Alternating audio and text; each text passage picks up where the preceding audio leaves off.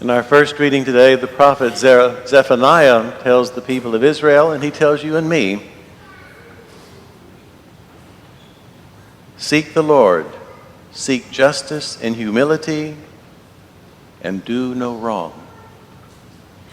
In the second reading, St. Paul instructs us that God chose the foolish of the world to shame the wise, the weak of the world to shame the strong, and the lowly and despised of the world, those who count for nothing, to reduce to nothing those who are something, so that no human being might boast before God. These are instructions how to live a godly life, how to succeed according to God's will. Well, we have to succeed if we're going to follow Jesus. I mean, you can't fail if you follow Jesus.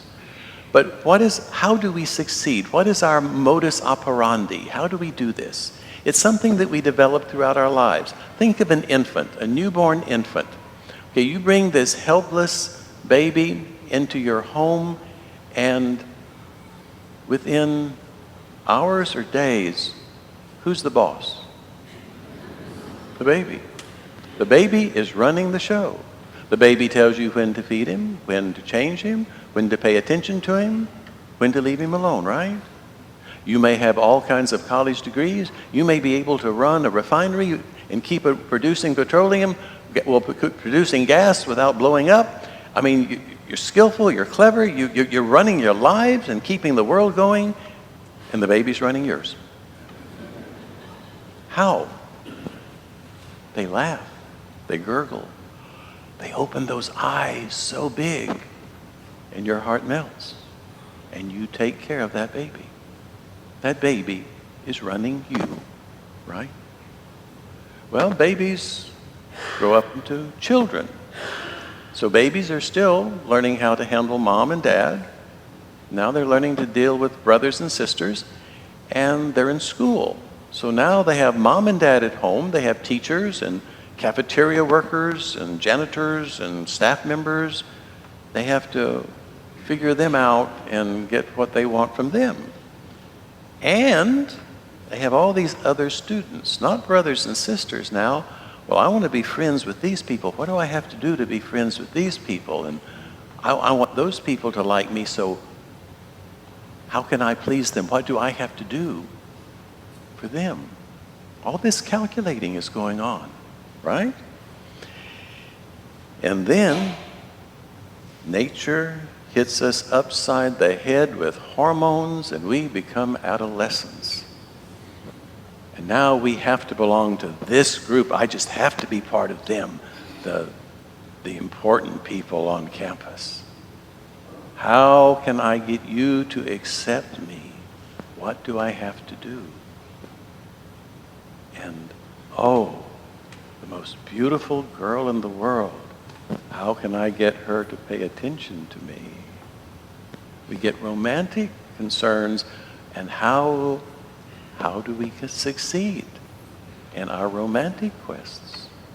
Another level. And then, as fate would have it, we become adults, and we have to deal with all of those things. Plus, we now have bosses, and they're bosses' bosses. We have co-workers. We have to finesse all of that, don't we? How do we get what we want from them, and how do we keep them happy with us? It's all a big jumble. We want to know how to do that successfully.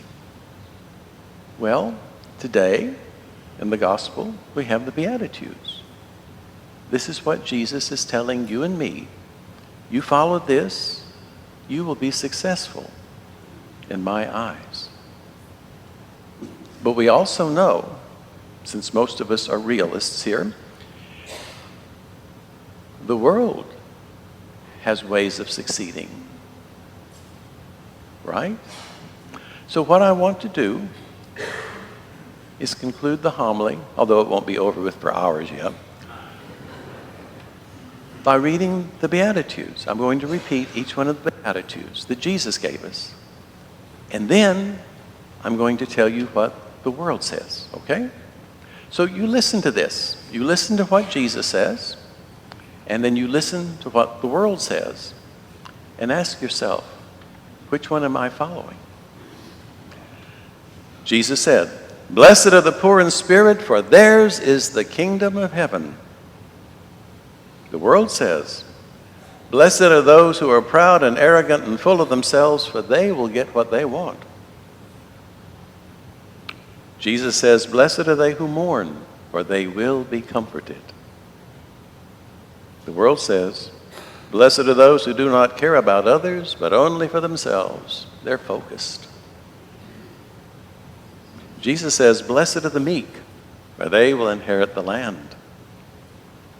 The world says, "Blessed are those who are aggressive and selfish and take what they want."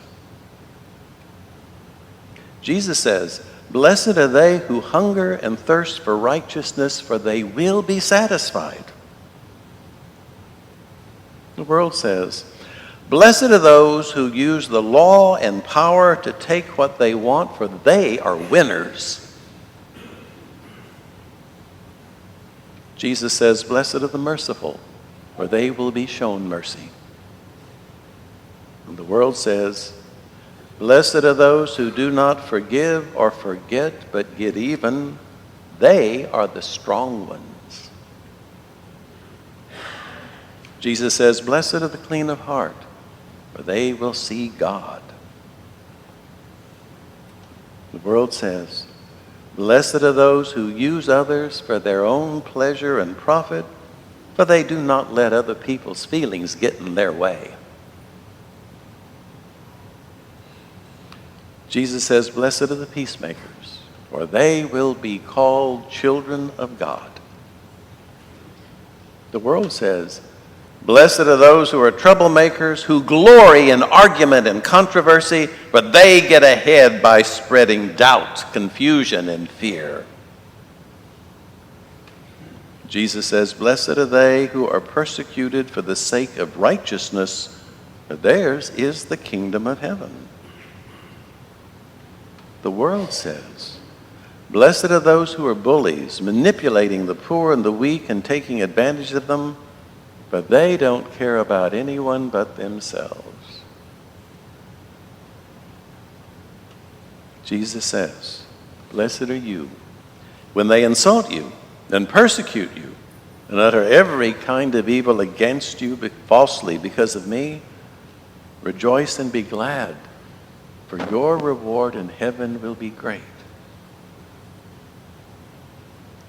The world says, "Blessed are those whom the world praises and honors for your power, wealth, and success, for that is the last pleasure you will know."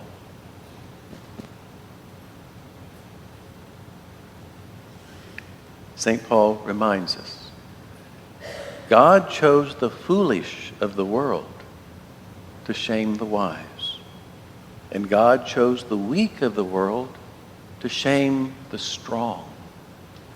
And God chose the lowly and despised of the world, those who count for nothing, to reduce to nothing those who are something, so that no human being might boast before God.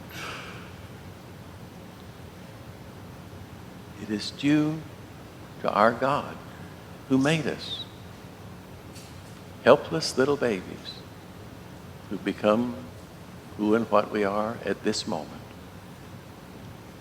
And he put us in his Son, in the heart of Jesus.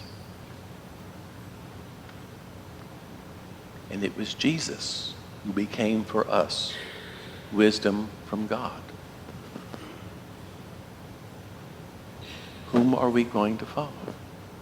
Jesus or the world?